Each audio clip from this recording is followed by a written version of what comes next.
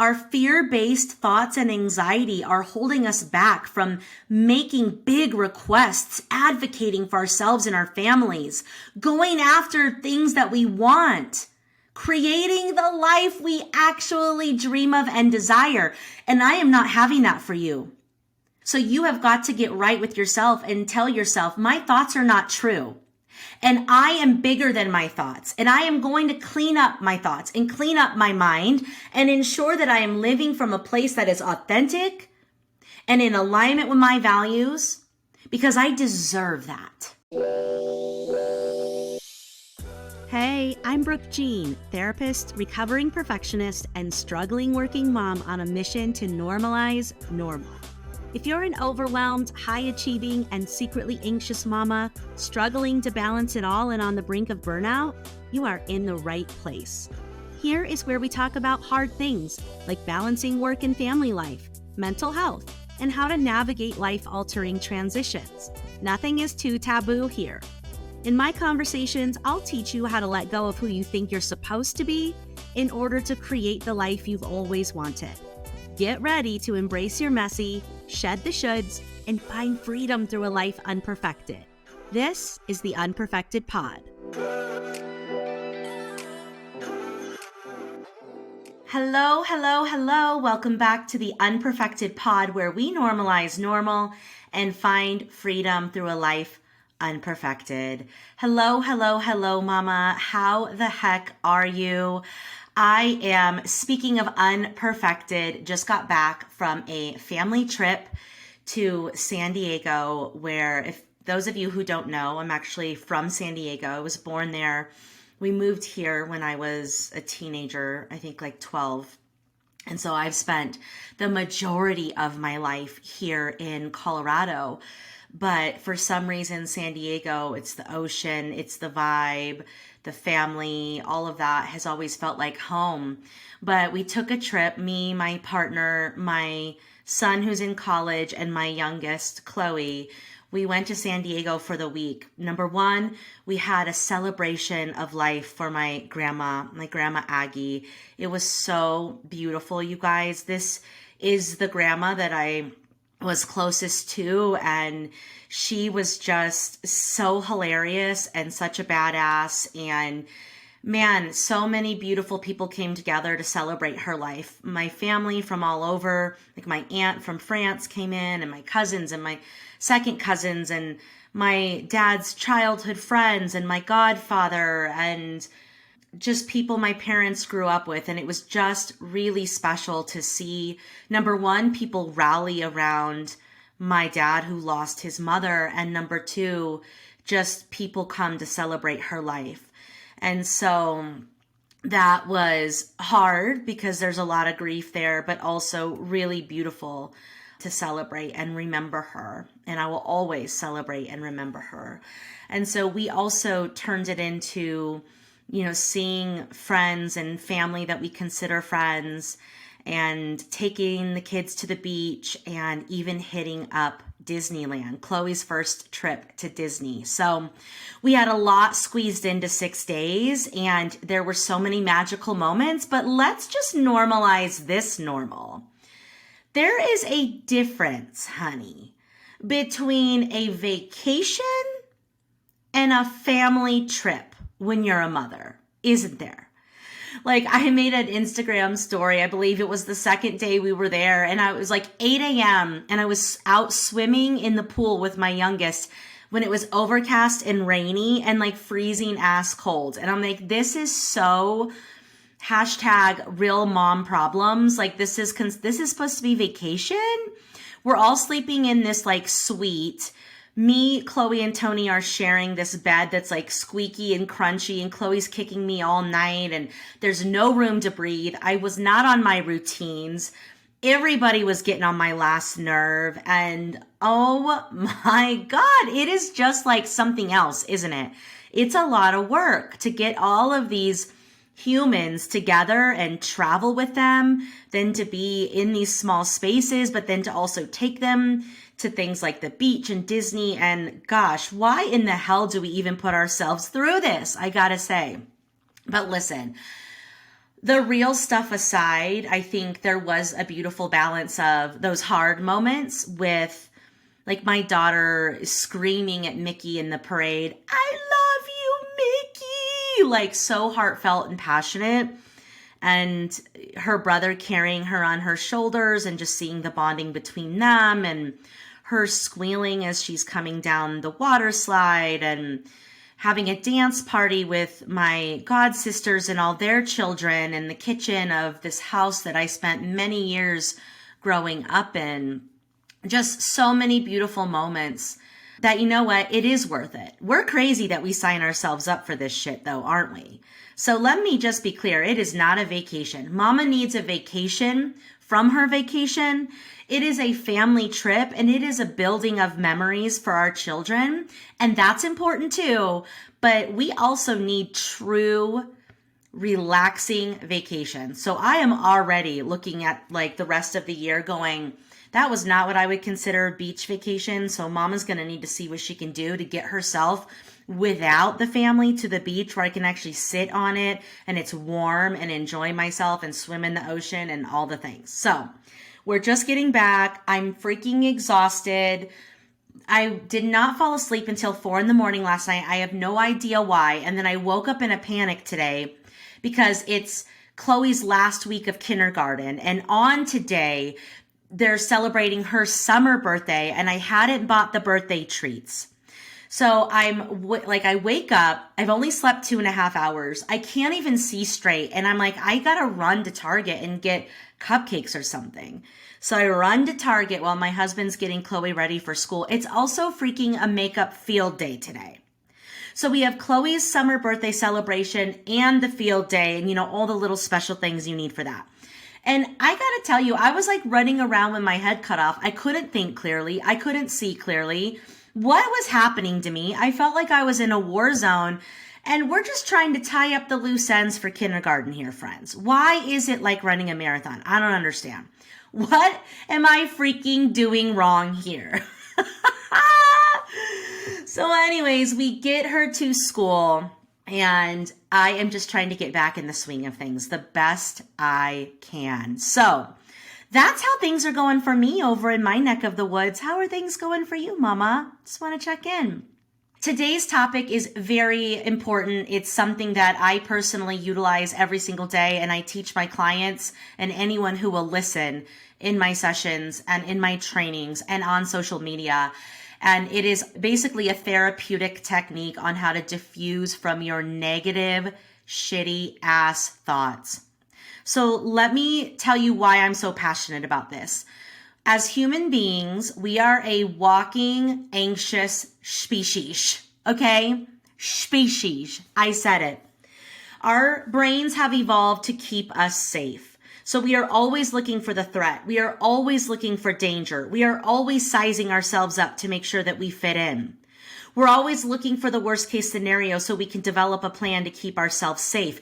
And in doing so, over time, we've gotten really good at it and we've created neural pathways and thought loops around this negative thinking. And because of that, combined with our world today, which is messed up, and the exposure we now have, thanks to the news and social media and like real-time news, we have like real reason to believe that we are unsafe. And so, you know, it is guesstimated that we have about 60 to 80,000 thoughts a day. 80% of those are negative, unhelpful, unpleasant, and 80% of those are repetitive. Like, let that sink in for a moment. I believe I've shared that on this podcast before, but I think it's worthy of sharing again. And let me just tell you this, honey, that is some old research. That is an old statistic. I can almost guarantee you we are worse off today. Coming out of COVID, we are more anxious. I have seen more health anxiety than ever before. And we know that anxiety and depression in general have risen 25%. And I think it's higher for women and mothers because we really bared the burden of the pandemic. So I believe the pandemic gave us something very real to worry about, and just all of the things that have been happening in our world and in our political climate and whatnot, that I would guess that we have even more thoughts And even more of them are scary or anxiety or fear-based. So what I want to normalize right here, right now, is if you are walking around with what we call stinking thinking, negative thoughts, or how I say it, shitty ass thoughts, you are not alone. There's not something inherently wrong with you. Most of us are walking this earth with some scary thoughts that are trying to tell us some scary things. But today, I want to give you a real therapeutic technique to help you build some awareness around that and put some diffusion, some distance between your scary thought and your response to it. So this technique is called diffusion, and it is derived from acceptance and commitment therapy, also known as ACT. And ACT is a mindfulness-based cognitive behavioral therapy. It's one that I love to weave in to the work that I do, and I combine it with like deeper, more subconscious work as well. But to diffuse is to literally put distance between these negative, scary thoughts we're having and our reaction to them, our response to them. Because let me remind you of the flow of things psychologically. We don't know just yet exactly where our thoughts are coming from, but I believe that our thoughts are heavily influenced from our beliefs. Now, if you haven't already, go back and listen to episode 2 on the podcast around conditioning, where I explain how we develop these internal core subconscious beliefs.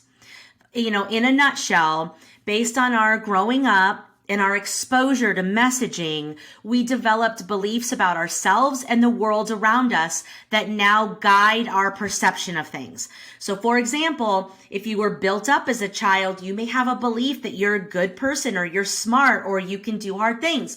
If you were torn down as a child, you may have a belief that you're bad or wrong or gonna fail. You may have a belief that the world is a safe place or that the world is a scary place. You may have beliefs that adults are trustworthy or people are trustworthy or that they are not.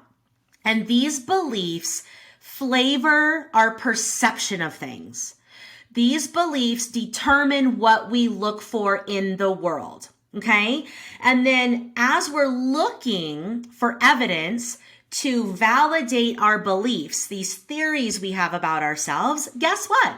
We're going to find what we're freaking looking for. So we have this mechanism in our brain called the RAS, the reticular activating system, which sits like a net in your brain, and you tell it what's important based on what you focus on. Okay? So if you focus on how people are bad, you're telling your RAS to look for evidence that people are bad, and your RAS is going to get busy bringing evidence forward into your awareness of how people are bad. Okay? In a example that's not so intense, if you're in the market for a new house, you're in the real estate market, you're suddenly looking at real estate, you're going to start noticing more real estate, right? If you're in the market for a Volkswagen, you're going to start seeing more Volkswagens, because where your attention goes, your energy flows. And what you choose to focus on, the more you focus on that thing, the more you're teaching this mechanism in your brain that that's important. Okay? So if you're really focused on how that project is going to fail, or you don't have enough time, or you're not good enough, or your partner's annoying, or your kid is suffering, the more that you focus on that, the more that you're training your RAS that that's important, and it's going to get busy surfacing evidence to validate that theory. And then when we get the evidence to validate that theory, it perpetuates the belief. Do you see? So we have a belief that people are bad. Our RAS gets busy building evidence. We find the evidence. Then the evidence confirms the belief strengthens. And all of this over time becomes a neural pathway in your brain, meaning an automatic thought loop. And so you can imagine how much trouble this has gotten us in. Because we have something called a negativity bias as humans. Because as I mentioned before, the way that our brain has evolved is to keep us safe. So we tend to look at the negative. We tend to look at the threat and the fear-based stuff. So we've been busy training our RASes to look for this stuff, and our RASes have been busy giving us this evidence, perpetuating our beliefs. And here's the problem with that. Our beliefs affect our thoughts, and then our thoughts and also like our receptors in our brain and body determine the hormone release that we're going to have, which we label an emotion or a feeling, right?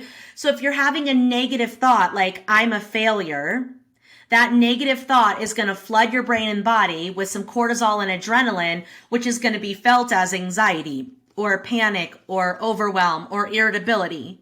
And then we take action from that place. So our belief affects our thoughts, which affects our feelings, which affects our action. And all of that then perpetuates our beliefs. And we also, though, have these receptors where as we're receiving stimuli through our receptors, the biggest one being our retina, our eyes, as information is coming in, it's also telling us what we need a response for. And so it's not always a thought that you have consciously that releases the hormones. Sometimes it's your receptors reacting to something subconsciously that then floods your adrenals with adrenaline or cortisol and feels like anxiety. So I also did an episode on how you can't think your way out of a dysregulated nervous system. So if you haven't already, go back and listen to that one, because there's a couple ways that you can come at your anxiety or a couple ways that you can come at your negative thoughts. We have to address the nervous system, okay? But we've already done an episode on that. So now we're addressing diffusing from the negative thoughts because our thoughts affect how we feel. I hope you guys are with me on that. So we've had these negative thoughts so frequently. They're repetitive, that they've trained our RAS, which has given us even more negative thoughts, which have become neural pathways. So they're built in your brain and they're automatic and they're just wreaking havoc on our system and how we feel. And so here's the process for diffusion. Number one, you have to name and notice the shitty ass thought you're having. Like I said before, sometimes these thoughts are conscious.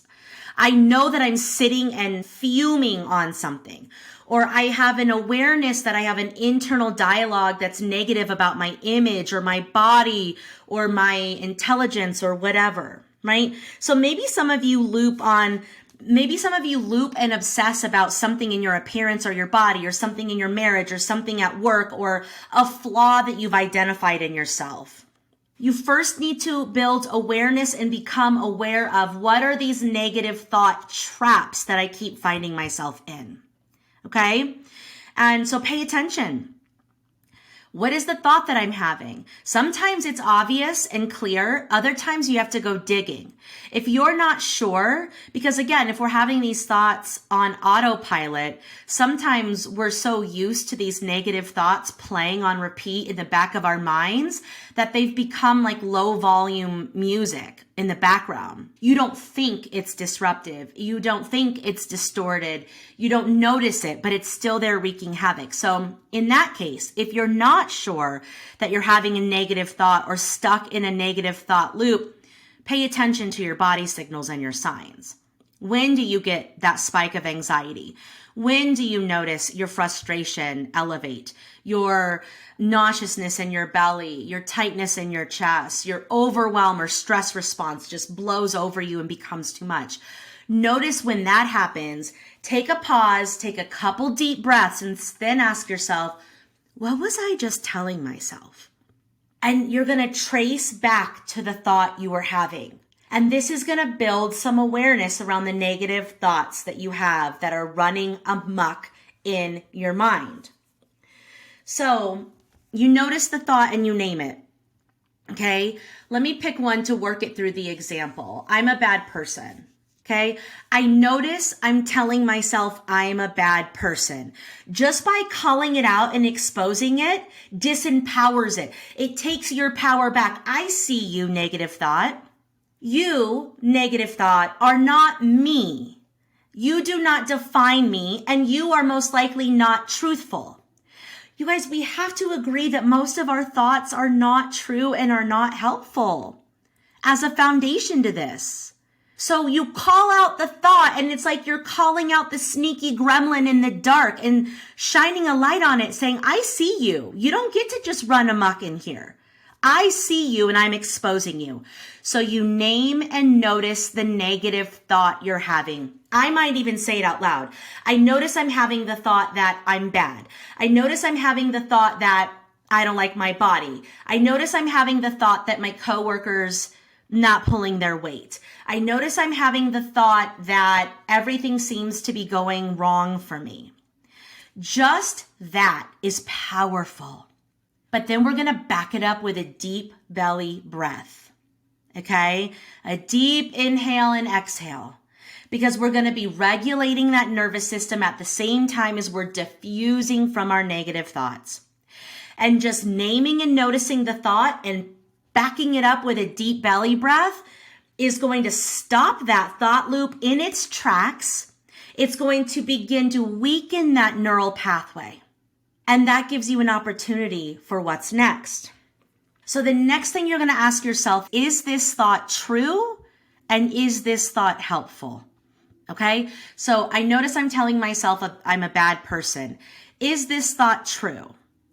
Well, I don't freaking know. Okay. It feels real to me right now. All right. It feels real. What evidence do I have that it's true? Are people telling me I'm a bad person? Am I getting that feedback? Am I losing relationships? Or am I feeling abandoned? What's happening?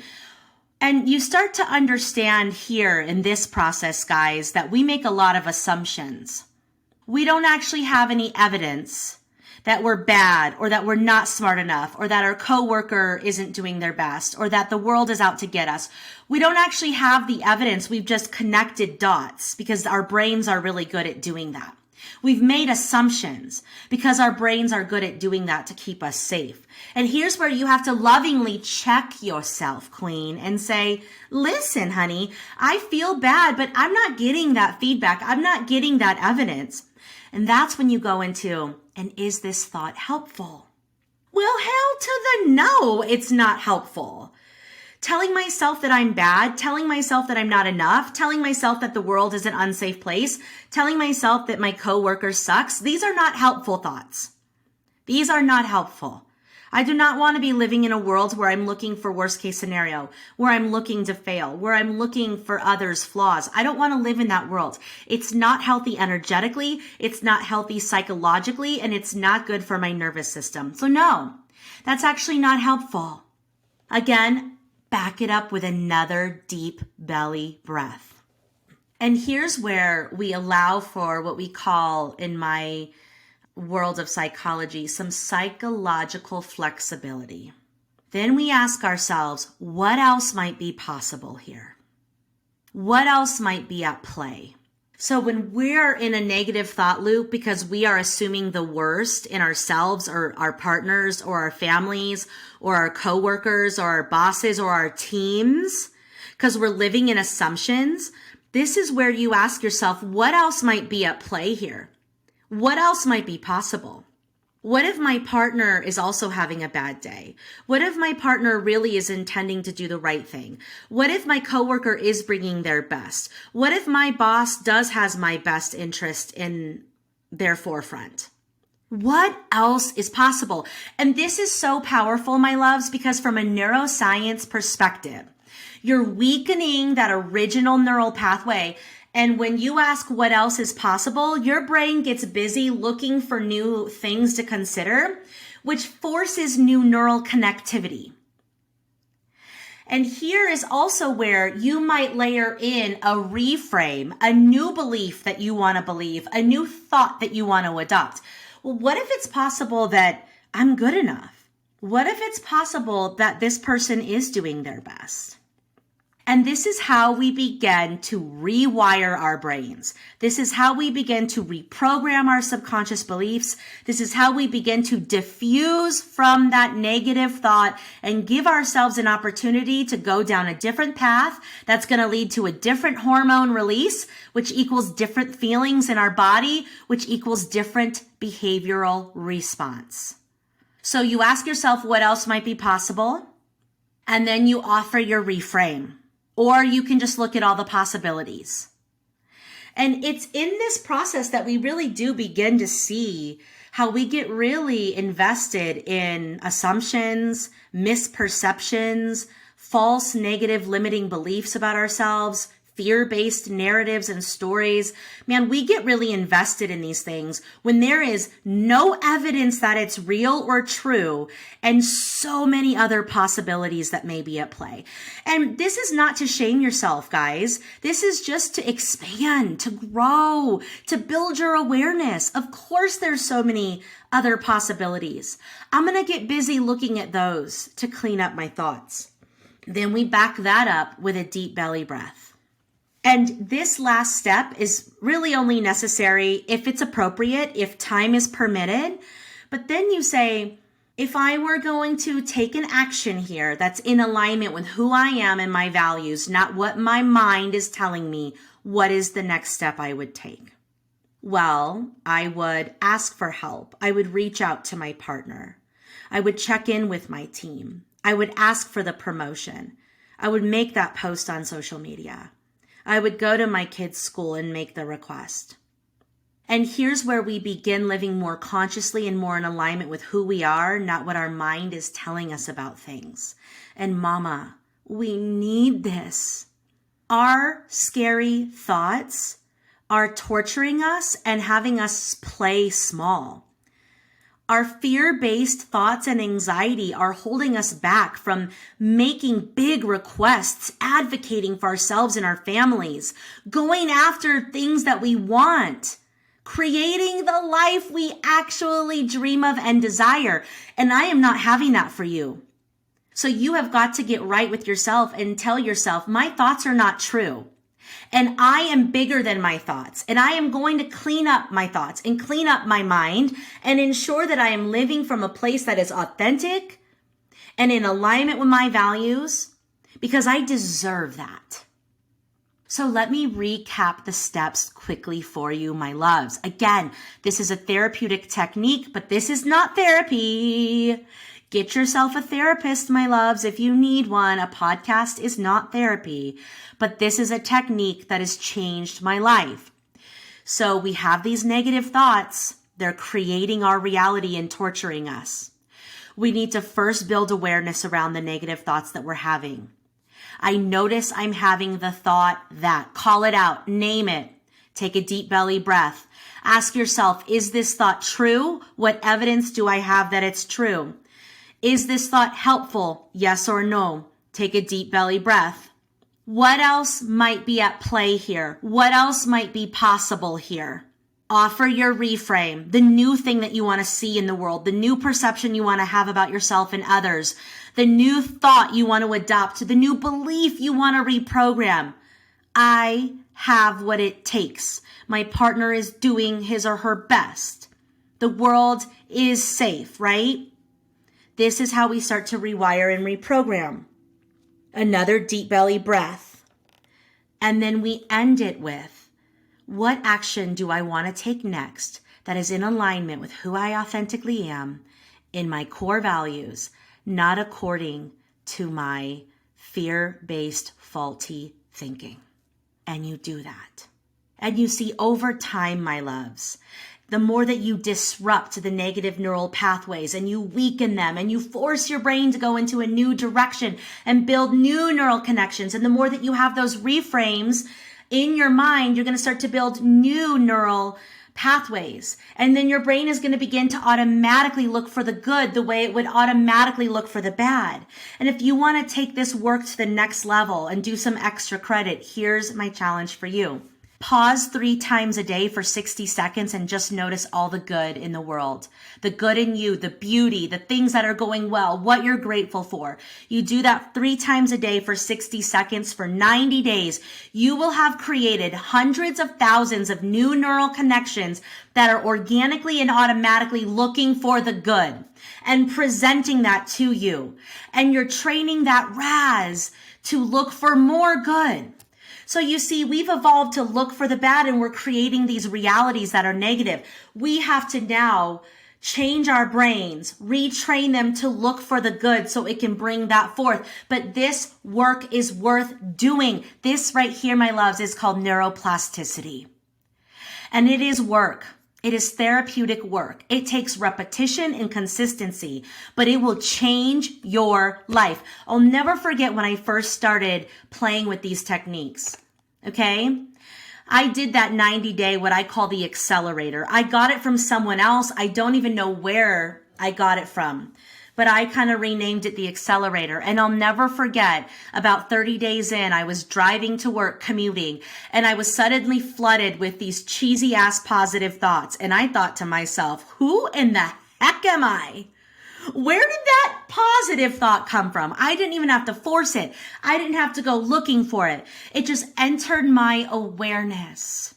And I took a deep exhale and thought, oh my God, this works. We can change our brains. We can actually clean up our minds to create a new reality for ourselves. This isn't just some bullshit. And that gave me a lot of hope because it's a negative space up here in my head sometimes, guys. I'm right there with you. But I do the work to clean it up, to what I call declutter the gutter.